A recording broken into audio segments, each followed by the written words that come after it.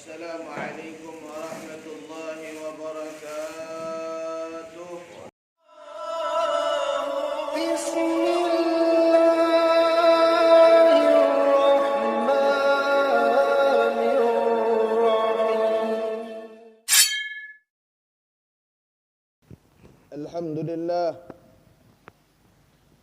الحمد لله القوي غالب، الولي الطالب، الباعث المانع السالب، عالم الكائن والذائل والذاهب. أشهد أن لا إله إلا الله وحده لا شريك له، شهادة تعرب بها اللسان عما تضمنه الجنان من التصديق بها والإذعان. وأشهد أن سيدنا ومولانا محمدا عبده ورسوله وصفيه وخليله وحبيبه وطبيبه وشفيعه. اللهم صل وسلم وبارك وكرم ومجد وعظم على سيدنا ومولانا محمد وعلى آله وصحبه إلى يوم المعاد. فيا عباد الرحمن، أوصيني وإياكم جميعا بتقوى الله إلى مالك المنان الذي أنزل الله القرآن فقال تعالى: يا أيها الذين آمنوا اتقوا الله وقولوا قولا سديدا يصلح لكم وأعمالكم ومن يطع الله ورسوله فقد فاز فوزا عظيما. وقال النبينا الأعظم سيد الأكرم سيدنا ومولانا محمد صلى الله عليه وعلى آله وأصحابه في حديثه: علماء ورثة الأنبياء، إن الأنبياء لم يوارثوا دينارا ولا درهما، إن الأنبياء يوارث العلم. صدق الله العظيم وصدق رسوله النبي الكريم، ونحن على ذلك من الشاهدين والشاكرين والحمد لله رب العالمين. أما بعد. Kaum muslimin sidang Jumat yang dirahmati oleh Allah Subhanahu wa taala. Di hari Jumat ini, di tempat yang penuh dengan kemuliaan ini, baitun min buyutillah, rumah dari rumahnya Allah Subhanahu wa taala.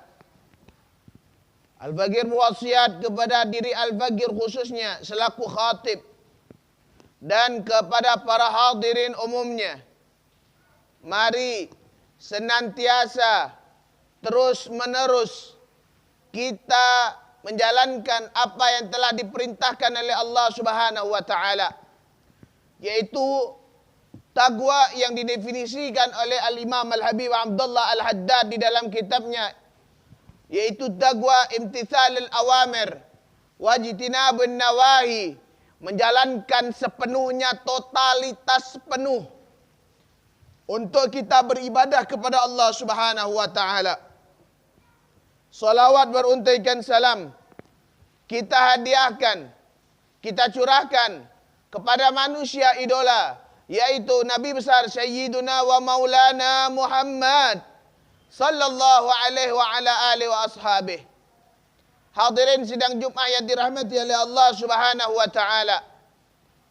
Kita hidup di akhir zaman, yang di mana apa yang kita harus lakukan di ini zaman, di ini yang penuh dengan fitnah, di mana-mana ada fitnah, maka hanya satu yang disabdakan oleh Rasulullah sallallahu alaihi wasallam. Beliau bersabda dalam hadisnya, taraktu fikum thaqalain ma in tamassaktum bihima lan tadillu ba'di abada, kitab Allah wa sunnati ahli baiti itrati. Kalau udah akhir zaman, udah penuh dengan fitnah, maka tidak ada jalan, tidak ada tempat yang lebih ampuh. Cara kita untuk menghindari daripada akhir zaman hanya dua hal. Beliau menyebutkan, siapa orang yang berpegang teguh kepada keduanya, lan tadillu ba'di abada. Tak bakal sesat selama-lamanya. Pertama, kitab Allah. Kitabnya Allah. Yang Allah sendiri katakan di dalam Al-Quran, Zalikal kitabu la raiba fih. Tidak ada keraguan. Maka intabih. Hati-hati ikhwani al-ajilla. Orang kalau sudah meragukan Al-Quran, fayaruddu anil Islam. Oh, dia sudah murtad dari Islam. Karena apa?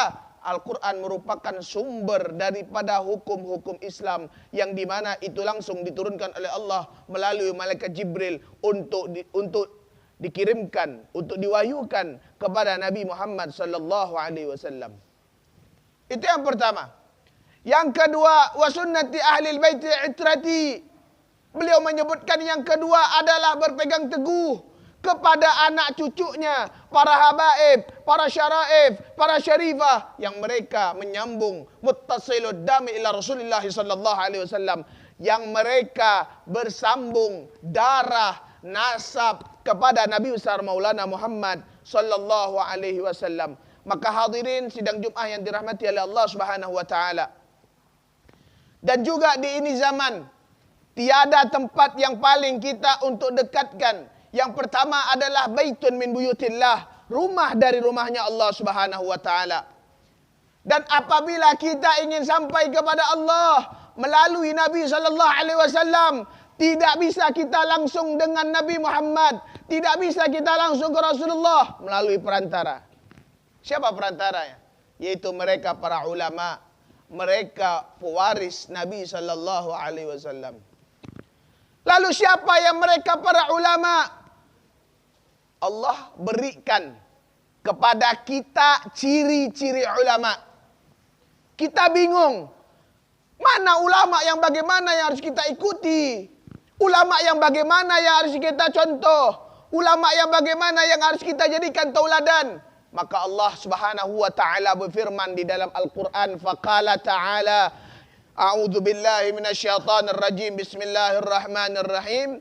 Innama yakhsyallaha min ibadihil ulama. Sesungguhnya kata Allah, yang benar-benar takut kepada Allah dari hamba-hambaku kata Allah, yaitu adalah mereka daripada para ulama. Dari hambaku, berarti kita juga bisa tergolong daripada orang-orang yang takut kepada Allah Subhanahu wa taala. Mudah-mudahan Allah jadikan kita selalu orang yang takut kepada Allah Subhanahu wa taala. Hadirin yang dimuliakan oleh Allah Subhanahu wa taala. Bukan hanya takut, wa ya'mal ilmu bih, mengamalkan ilmu yang telah didapat atau yang telah dipelajari. Itu ciri para ulama.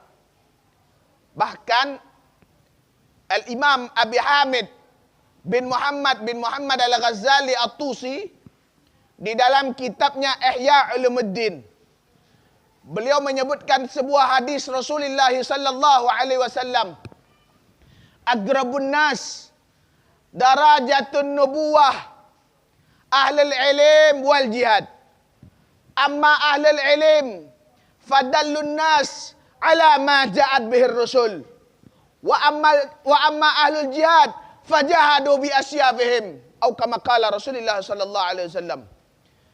Al-Imam Abi Hamid Al-Ghazali, atau yang kita kenal dengan Imam Ghazali, beliau menyebutkan sebagaimana sabda Rasulullah, ada sekelompok orang kata beliau yang mereka mendekati derajat kenabian.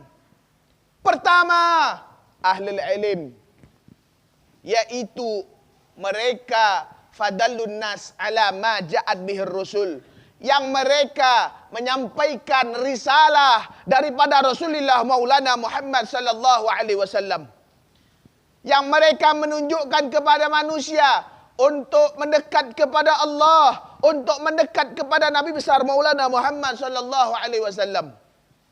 Adapun yang kedua, yaitu adalah ahlul jihad, yang mereka berperang di jalan Allah Subhanahu wa taala. Apa fungsinya mereka? Fajahadu bi asyafihim, mereka perang dengan pedang-pedang mereka, dan akhirnya mereka jatuh daripada syahid. Hadirin yang dimuliakan oleh Allah Subhanahu wa taala, kita bingung. Ulama yang bagaimana yang harus kita contoh, jadikan panutan, jadikan tauladan. Kita bingung. Ulama yang bagaimana yang harus kita jadikan panutan? Banyak ulama. Ulama ada dua, hadirin. Ulama isu wa ulama akhirah. Siapa mereka?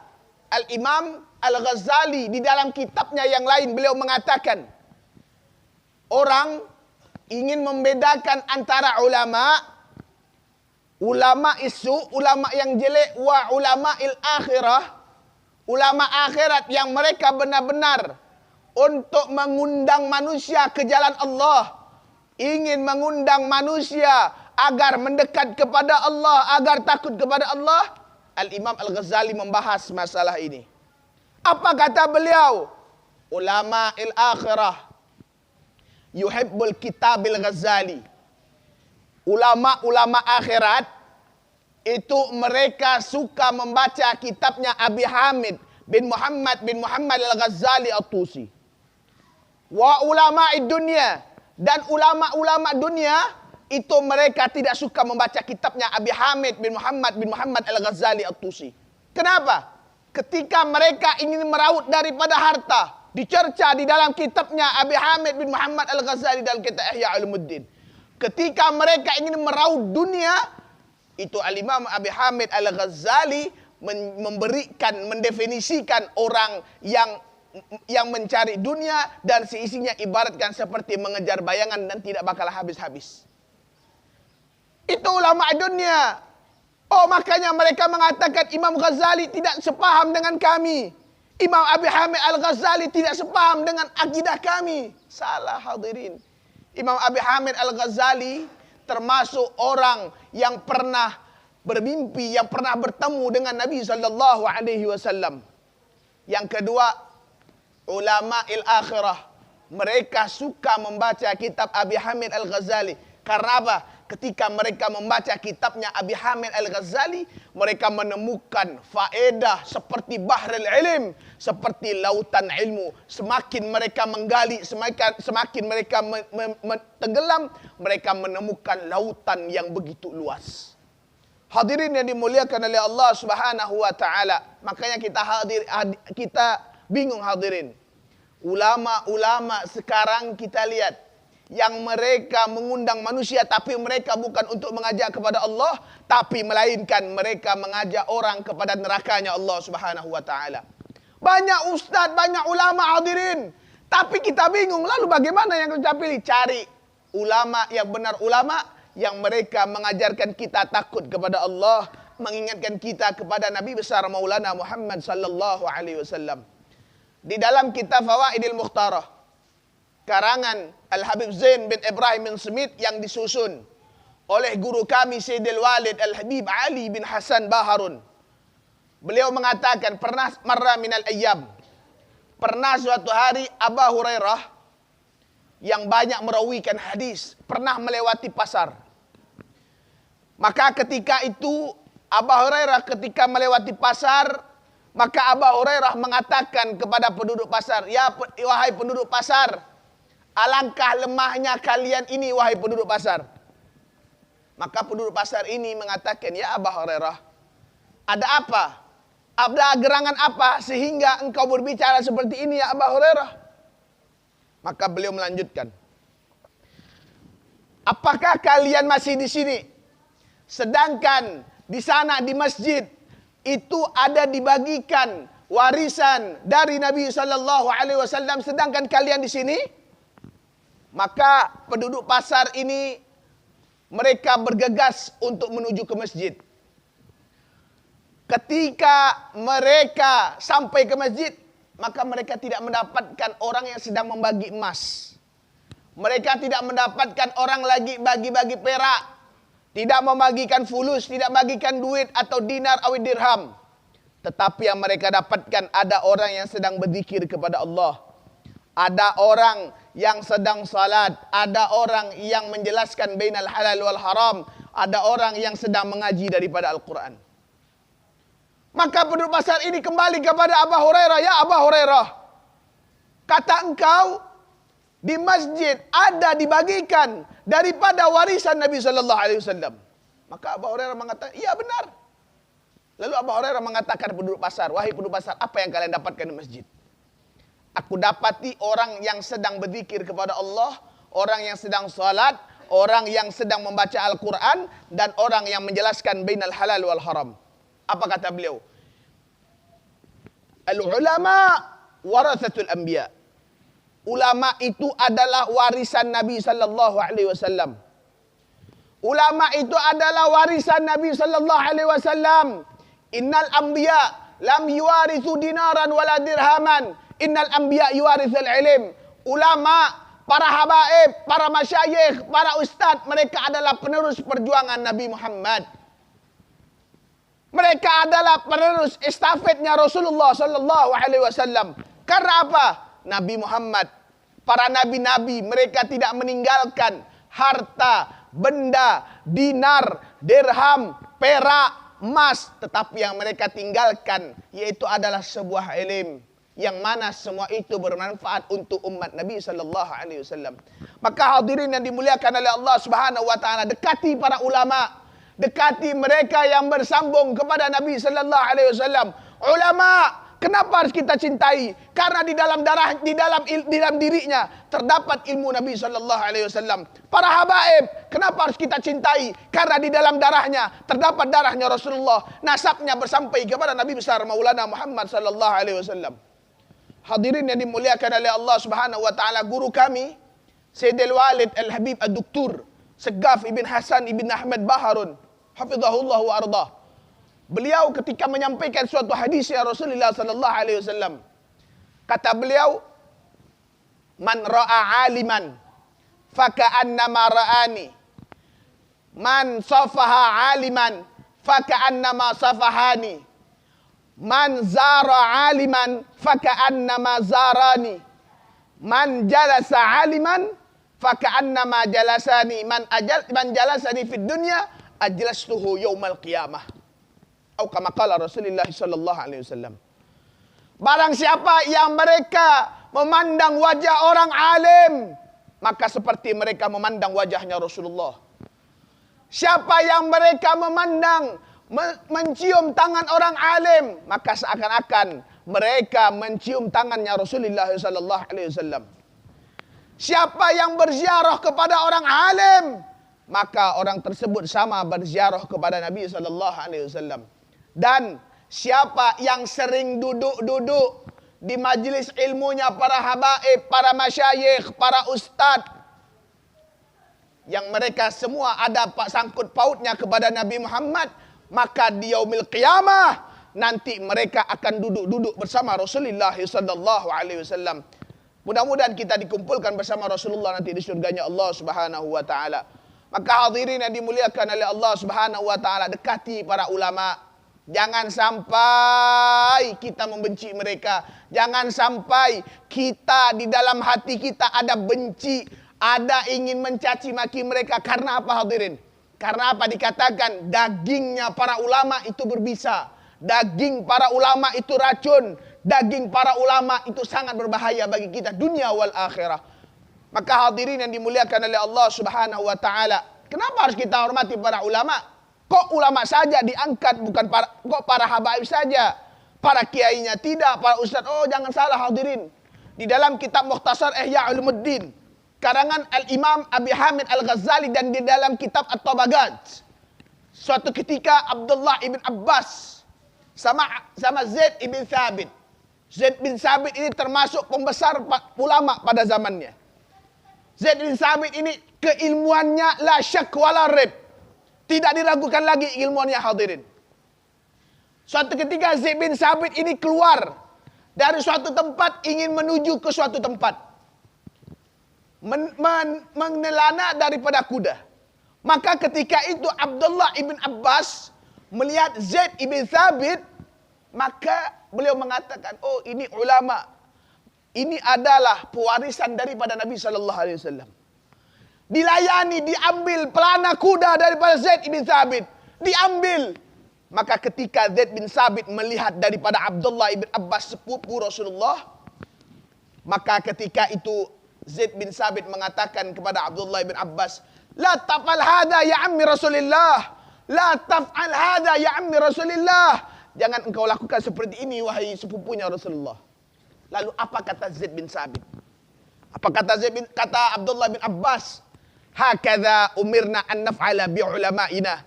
Beginilah kami diajarkan untuk menghormati para ulama walaupun mereka bukan keturunan Nabi sallallahu alaihi wasallam. Maka ketika mendengar itu Zaid bin Sabit turun dari kudanya, menyuruh Abdullah bin Abbas, kata ya Zaid bin Sabit, "Ya Abdullah bin Abbas, julurkan engkau punya tangan, julurkan engkau punya tangan." Maka ketika Abdullah bin Abbas menjulurkan tangannya, dicium sama Zaid bin Sabit. Apa kata Zaid bin Sabit? Hakadha umirna an naf'ala bi ahli baiti Rasulillah.